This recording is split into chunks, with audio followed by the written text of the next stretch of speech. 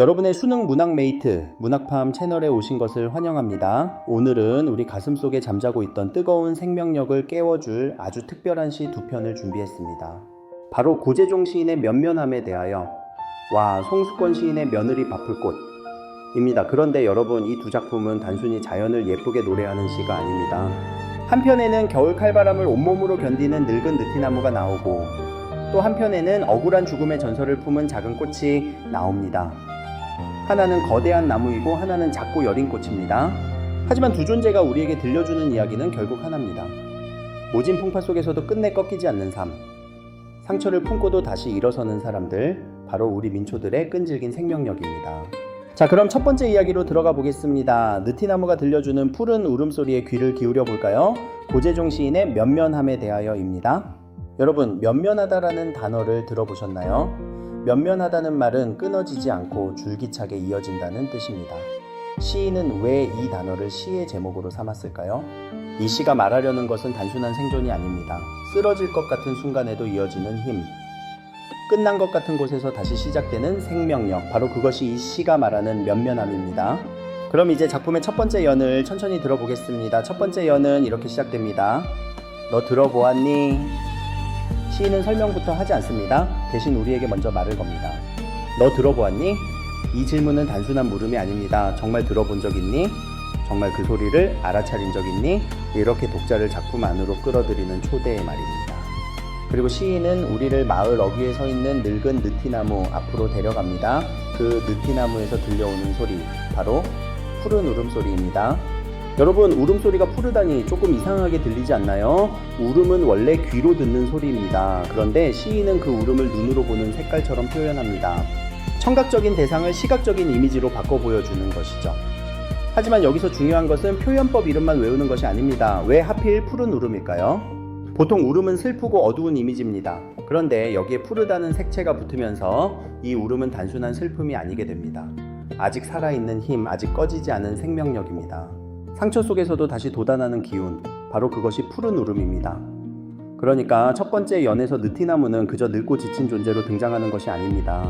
고통 속에서도 살아 움직이는 존재, 상처를 품고도 여전히 생명의 소리를 내는 존재로 등장합니다. 이제 두 번째 연을 들어보겠습니다. 두 번째 연에서는 느티나무가 처한 현실이 더 선명하게 드러납니다. 날마다 삭풍이 몰아칩니다.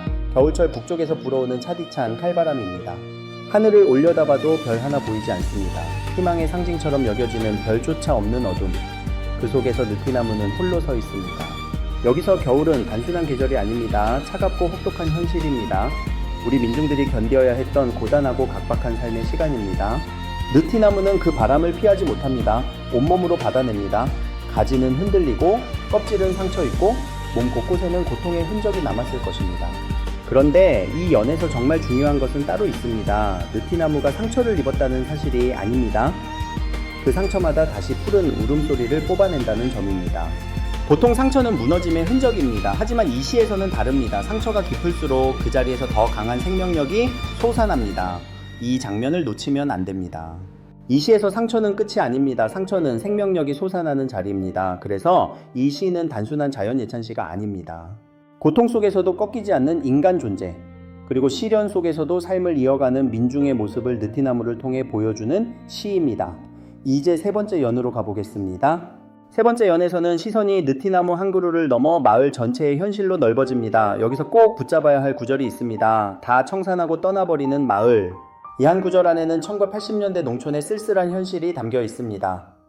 산업화와 도시화가 빠르게 진행되면서 많은 사람들이 농촌을 떠났습니다. 젊은 사람들은 도시로 향했습니다. 마을에는 늙은 사람들과 빈집, 그리고 비어가는 들판이 남았습니다. 활기 넘치던 공동체는 점점 힘을 잃어갔습니다. 그러니 다 청산하고 떠나버리는 마을이라는 말은 단순한 풍경 묘사가 아닙니다. 무너져가는 농촌 공동체의 아픔입니다. 시대의 흐름 속에서 밀려난 사람들의 상처입니다. 그런데 여러분, 이 절망적인 상황 속에서도 시는 완전한 포기를 말하지 않습니다. 오히려 이런 마음이 살아있습니다. 그래도 지킬 것은 지켜야 한다는 마음입니다. 여기서 지킬 것은 단순히 땅이나 집만이 아닐 겁니다. 삶의 자리, 공동체의 기억, 조상대대로 이어온 삶의 방식, 그리고 끝내 버티려는 의지입니다. 시인은 이런 마음을 느티나무의 소리와 연결합니다. 소리 죽여 흐느끼던 소리, 가지를 팽팽히 후리던 소리, 삭풍에 흔들리는 나뭇가지 소리가 마치 삶을 포기하지 않으려는 농민들의 거친 숨소리처럼 들립니다. 이 부분에서 우리는 알 수 있습니다. 느티나무는 단순한 배경이 아닙니다.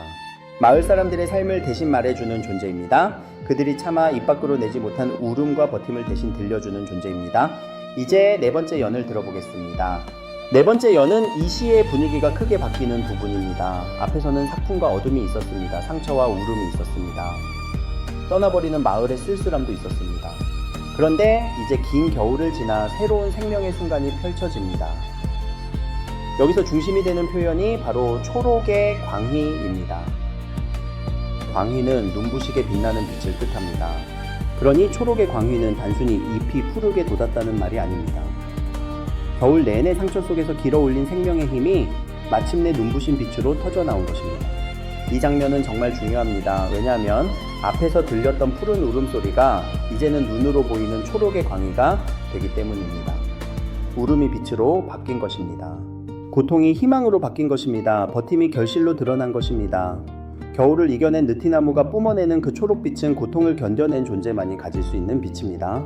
끝까지 버틴 생명만이 뿜어낼 수 있는 빛입니다. 그래서 네 번째 연은 이 시의 생명력이 가장 선명하게 드러나는 부분이라고 볼 수 있습니다. 이제 마지막 연을 들어보겠습니다. 마지막 연에서 시선은 다시 사람들에게 향합니다. 앞들에서 모를 내다가 허리를 펴는 사람들, 바로 농민들입니다.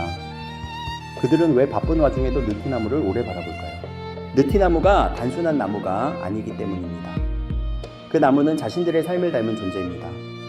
겨울을 견디고 상처를 안고 마침내 초록의 광희를 내뿜는 존재 말이죠.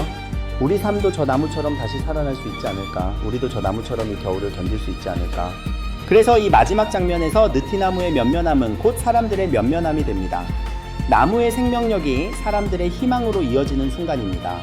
그리고 어디선가 북소리가 들려옵니다. 둥둥둥 울려 퍼지는 그 소리는 단순한 효과음이 아닙니다. 땅의 박동입니다. 생명의 리듬입니다.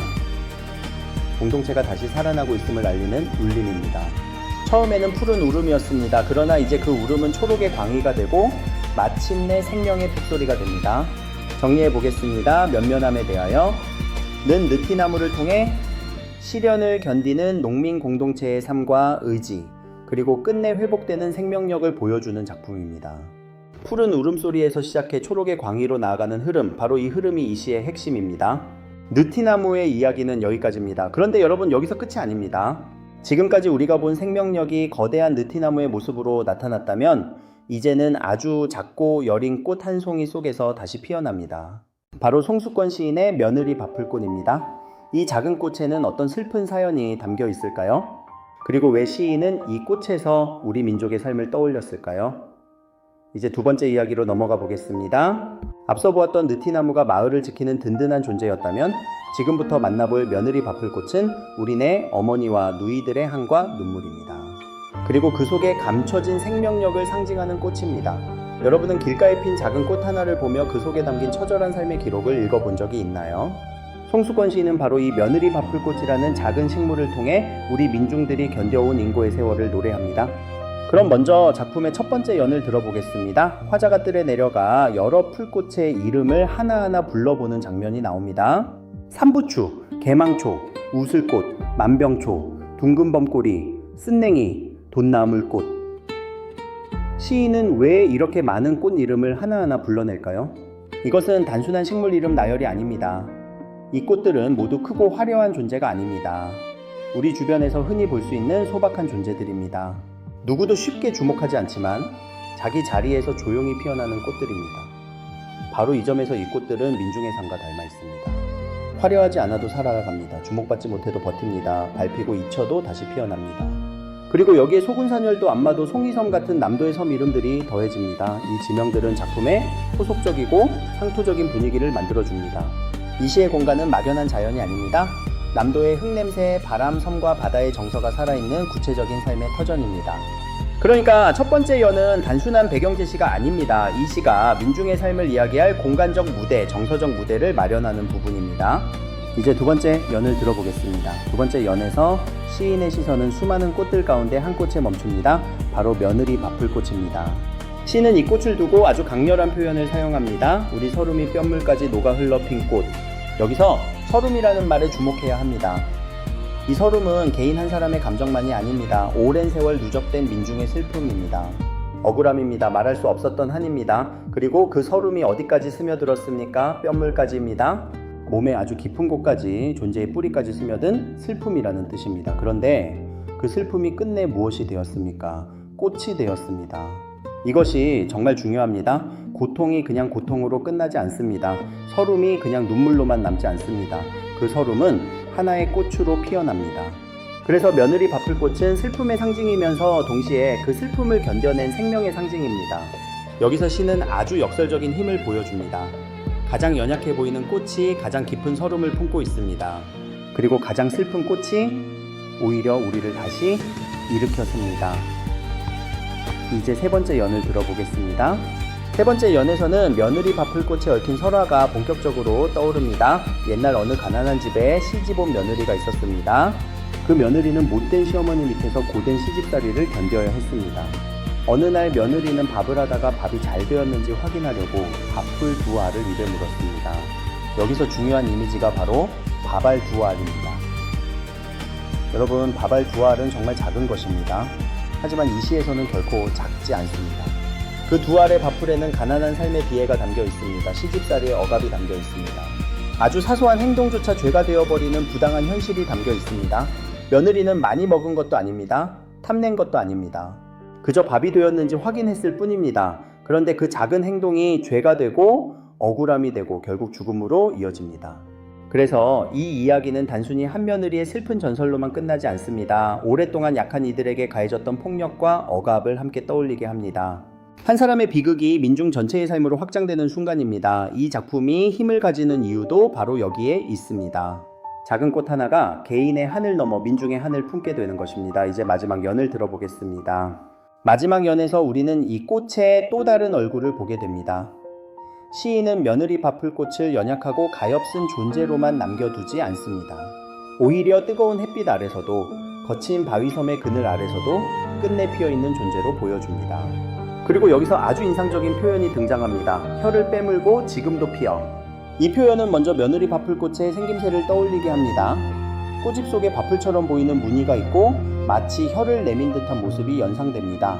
하지만 이 표현은 단순한 외형 묘사로 끝나지 않습니다. 혀를 빼물고 있다는 말에는 사라지지 않은 억울함이 담겨 있습니다.